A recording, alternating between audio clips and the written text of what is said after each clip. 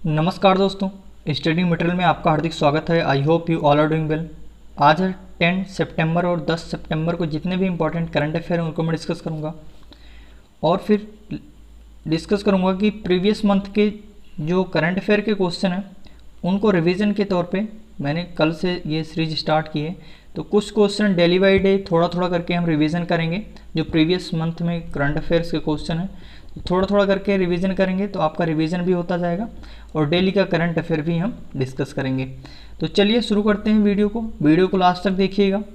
यहाँ पर बक्सा वर्ड फेस्टिवल का चौथा संस्करण कहाँ पर हुआ? बक्सा वर्ड फेस्टिवल ये पश्चिम बंगाल में हुआ, तो इसका राइट आंसर हो जाएगा पश्चिम बंगाल।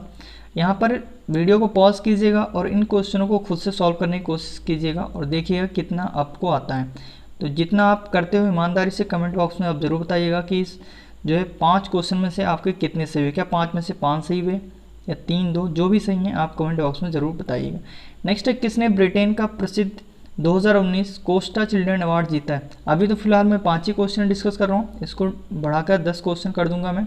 तो 10 क्वेश्चन हम प्रीवियस मंथ के करंट अफेयर के डेली रिविजन करेंगे और प्लस जो है 10 क्वेश्चन मैं करंट अफेयर का आपको डिस्कस करूंगा डेली का, जो पर डे का होता है।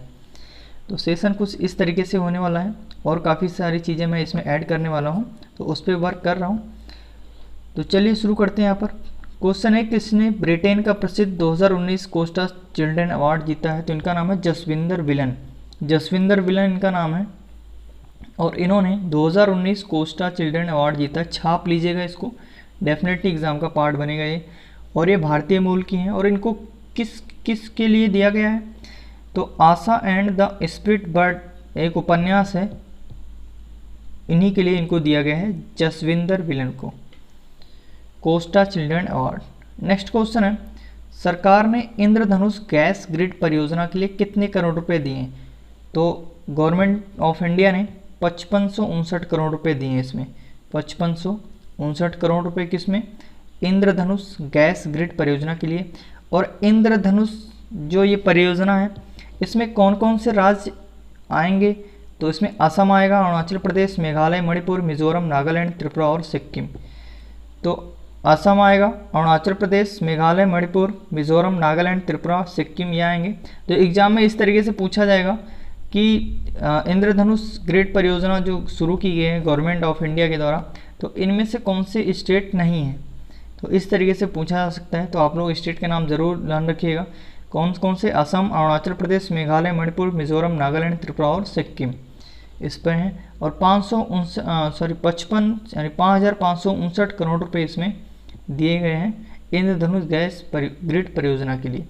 नेक्स्ट है कि भारत के किस प्राइवेट बैंक ने श्रीलंका में अपना परिचालन बंद कर दिया है? तो ये इंडिया के 2 बैंक हैं, ICICI बैंक और एक्सिस बैंक। इन दोनों ने श्रीलंका में अब कोई भी लेन देन का कार्य नहीं करेंगे, ना लोन देंगे, कुछ भी, मतलब सारा सिस्टम वहाँ का बंद कर दिया है। कौन कौन से? ICICI बैंक और एक्सिस बैंक ने। नेक्स्ट है, राष्ट्रीय आइस हॉकी चैंपियंस 2020 कहाँ पर हुआ? ये छाप लीजिएगा इसको, डेफिनेटली एग्जाम में पूछा जाएगा, ये एग्ज़ाम का पार्ट बनेगा और 101% ये एग्ज़ाम में आएगा। राष्ट्रीय आइस हॉकी चैंपियनशिप 2020 कहाँ पर हुआ? तो लेह में हुआ, लद्दाख के लेह में। तो चलिए आज के करंट अफेयर को शुरू करते हैं। पहला क्वेश्चन, हाल ही में कहाँ पर जैविक खाद्य प्रसंस्करण इकाई का उद्घाटन हुआ? उत्तर प्रदेश, मिजोरम, महाराष्ट्र, हरियाणा। तो इसका राइट आंसर हो जाएगा उत्तर प्रदेश। उत्तर प्रदेश में जो है जैविक खाद्य प्रसंस्करण इकाई का उद्घाटन हुआ और किसने किया? तो केंद्रीय खाद्य प्रसंस्करण उद्यान मंत्री हैं हरसिमरत कौर बादल जी, इन्होंने उत्तर प्रदेश में इसका उद्घाटन किया। और उत्तर प्रदेश के CM योगी आदित्यनाथ और उत्तर प्रदेश की गवर्नर आनंदीबेन पटेल। और उत्तर प्रदेश की अगर हम बात करें तो बुंदेलखंड जल संकट को उबारने के लिए उत्तर प्रदेश की सरकार ने जो इजराइल के साथ समझौता हस्ताक्षर किया है।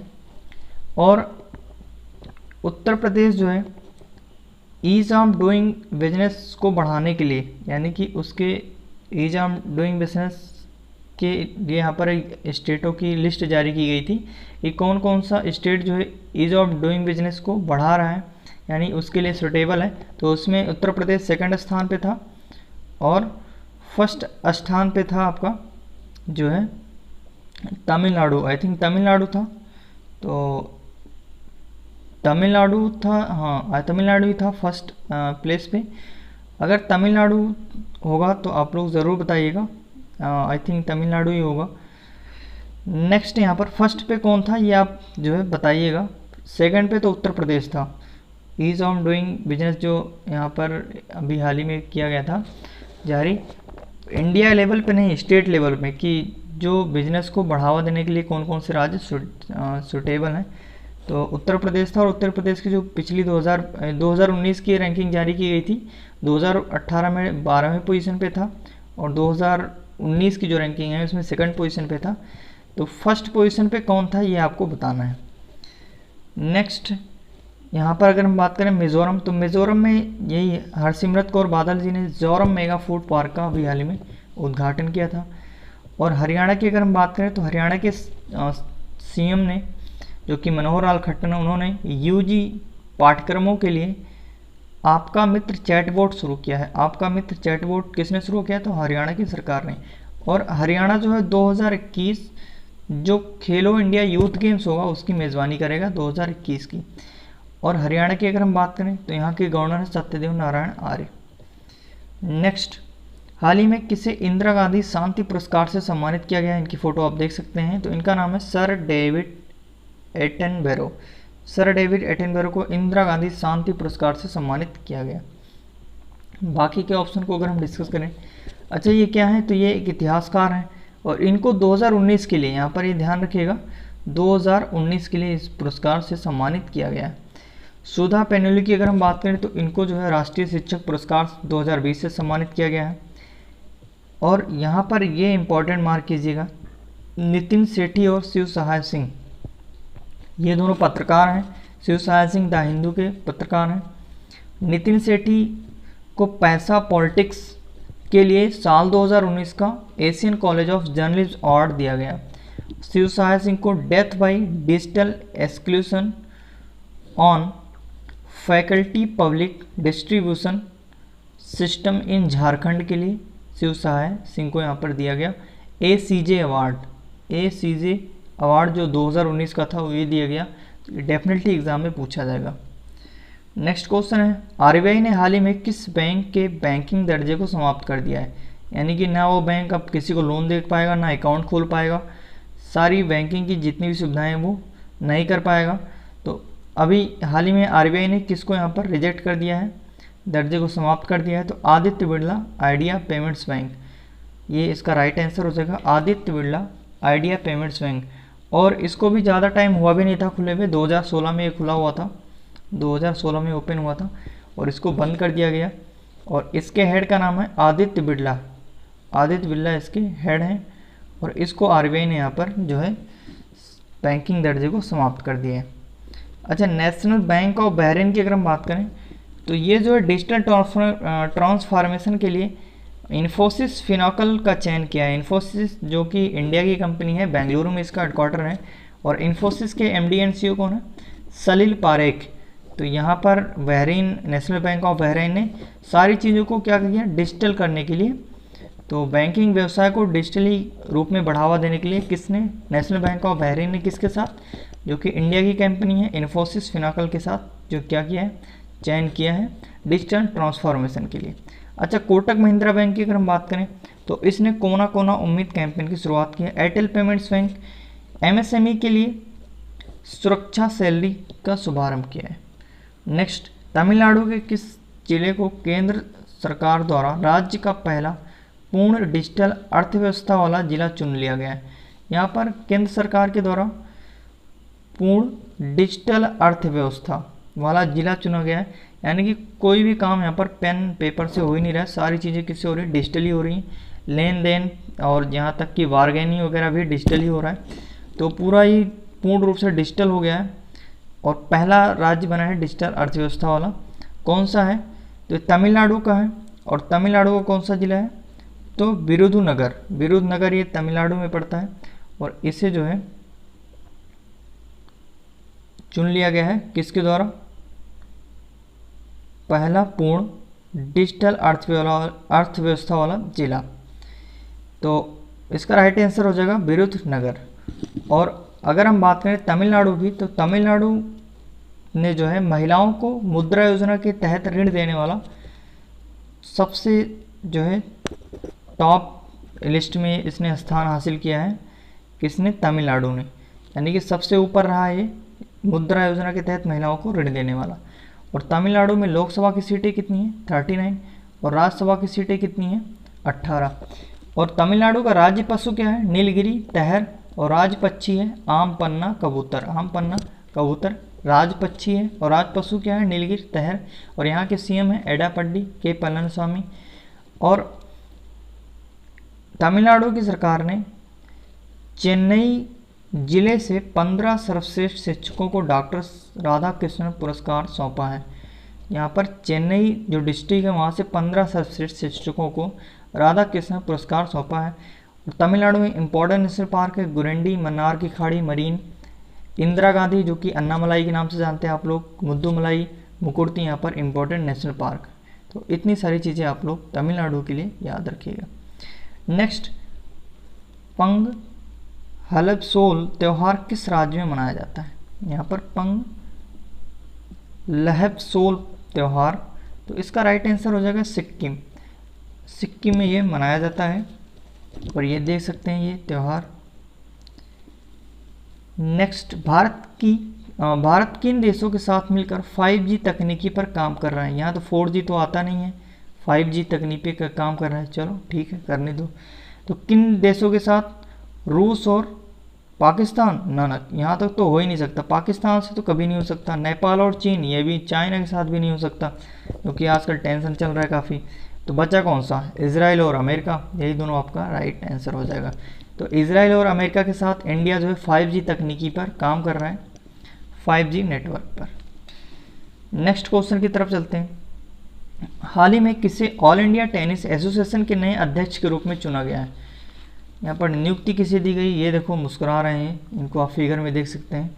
तो इनका नाम है जो है वेंकेश गुलाटी। इनका पहले ही आधा नाम कट गया, ये हंस रहे थे ज़्यादा इस वजह से। तो वेंकेश गुलाटी इनका नाम है और इनको ऑल इंडिया टेनिस एसोसिएशन के नए अध्यक्ष के रूप में नियुक्त किया गया है। और ऑल इंडिया टेनिस एसोसिएशन की स्थापना कब हुई थी? 1920। और इसका हेडक्वार्टर कहाँ पड़ता है? न्यू दिल्ली। मुरली राम कृष्णन की अगर हम बात करें तो इनको जो है ना, मुरली राम कृष्णन, आरबीआई ने साउथ इंडियन बैंक का नया एमडी एंड सीईओ नियुक्त करने के लिए मंजूरी दे दी है। और साउथ इंडियन बैंक का हेडक्वार्टर कहाँ पड़ता है? तो केरल के त्रिशूर में साउथ इंडियन बैंक का हेडक्वार्टर है। अनिल जैन यहाँ पर जो है, ओ सॉरी, इसका जो राइट आंसर होगा वो आई थिंक होगा अनिल जैन। हाँ, ये माफ़ कीजिएगा, यहाँ पर माफ़ी चाहूँगा मैं। इस क्वेश्चन का जो राइट आंसर हो जाएगा वो हो जाएगा अनिल जैन। हाल ही में किसे ऑल इंडिया टेनिस एसोसिएशन के नए अध्यक्ष के रूप में नियुक्त किया गया है?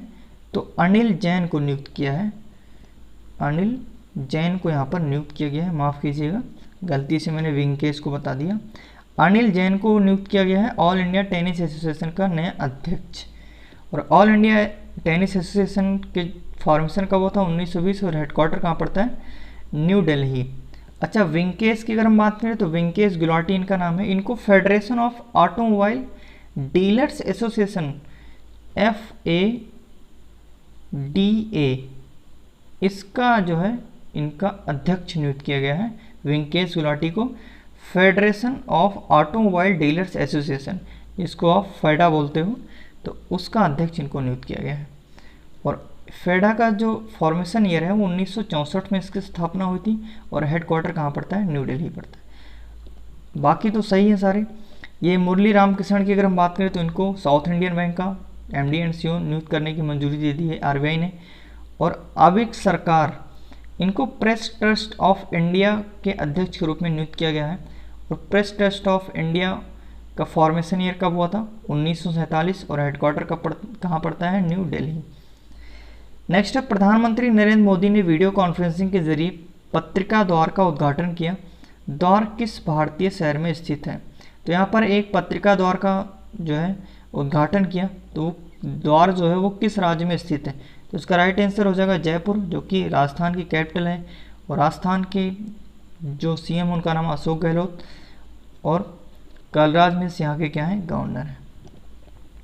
नेक्स्ट, भारत के रेडियो खगोल विज्ञान के जनक डॉक्टर गोविंद स्वरूप का हाल ही में निधन हो गया, उन्हें किस पुरस्कार से सम्मानित किया गया? तो इसका राइट आंसर हो जाएगा पद्मश्री, डॉक्टर शांति स्वरूप भटनागर पुरस्कार, एचके फिरोजिया पुरस्कार, एबीसी तीनों। तो एबीसी तीनों पुरस्कार इनको दिया गया है और इनका भी हाल ही में निधन हो गया। नेक्स्ट क्वेश्चन, हाल ही में किस तेलुगु अभिनेता का दिल का दौरा पड़ने से 74 साल की उम्र में इनकी क्या हो गई, डेथ हो गई, निधन हो गया? तो इनका नाम क्या है? तो इनका नाम है जयप्रकाश रेड्डी। जयप्रकाश रेड्डी इनका नाम है, इनकी अभी हाल ही में निधन हो गया। ये क्या थे? अभिनेता थे। तो एग्जाम में ये भी पूछ सकता है कि जयप्रकाश रेड्डी जी का भी हाल ही में निधन हो गया, ये किस क्षेत्र से संबंधित थे? तो ये अभिनेता थे, तेलुगु अभिनेता। जॉनी बक्सी की अगर हम बात करें तो ये जो है जॉनी बक्सी, ये क्या करते थे? ये भी फिल्म निर्माता थे और इनका भी हाल ही में क्या हो गया, निधन हो गया। जिरी मेंजल, ये ऑस्कर विजेता थे और निर्देशक थे, इनका भी हाल ही में निधन हो गया। पुरुषोत्तम राय, ये एथलेटिक कोच थे और दिग्गज एथलेटिक कोच थे, तो इनका भी हाल ही में क्या हो गया, निधन हो गया। तो जितने भी हैं इनका हाल ही में निधन हो गया। ओबिचुरी से 1 नंबर का आपको एग्जाम में देखने को मिलेगा क्वेश्चन।